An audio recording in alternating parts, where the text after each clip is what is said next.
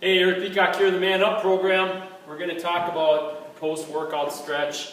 Very important. A lot of people like to run out of the gym after they're done, but we want to do the post-workout stretch because it's going to reset our muscles to resting length, which is good for recovery, keeps circulation so that we can get the bad stuff out, get the good stuff in nutrition-wise, but also it helps calm our nervous system down, and getting our nervous system calmed down is key to going from stress to recovery. So we have two nervous systems. The stress is the fight or flight, which you're going to be using during the workout, but we want to get into the rest and digest system, which is one way to do that is just do some nice, easy static stretching. So we're going to start off first with the calf stretch.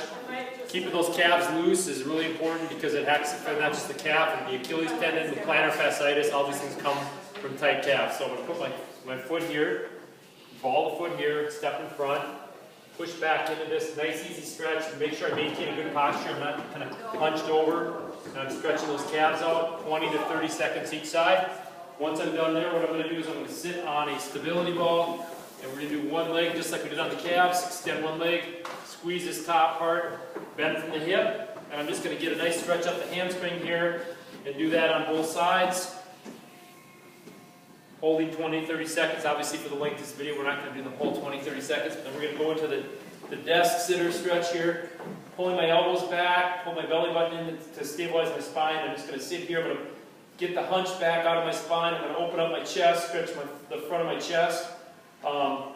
This is another one you can add on if your neck doesn't bother your neck, is to kind of just open your arms up here and stretch here. You're going to feel this more along the front of the shoulders and the biceps. So I like to do both versions of that. Once I've completed that, what I'm going to do is I'm going to go down here, and if you have really bad knees, you can do this on a mat, which I would recommend. And you're going to take and grab this here, and we're going to pull forward, back kind of like our warm-up stretch, and stretch that hip flexor out, holding this about 20-30 seconds. Just feeling a nice easy stretch here, feel this glute contract, keeping my abs tight so it doesn't go into my low back. And I've completed that on both sides. Then I'm going to go into a lat stretch. I'm going to put my arm here, right up top here. I'm going to push forward, and I'm going to pull back, and I'm going to arch like a cat, and I'm going to stretch this lat out here, this big muscle in my upper back. Make sure I'm shifting my hips a little bit to the side so I feel this right in here.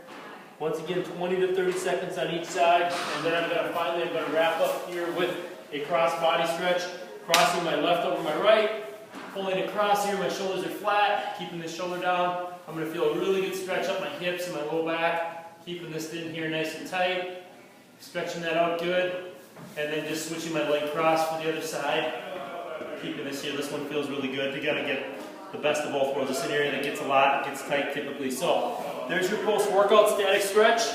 As always, if you have questions, leave them on the Facebook group or email us. But make sure you book in your workout to really train smart as well as train hard.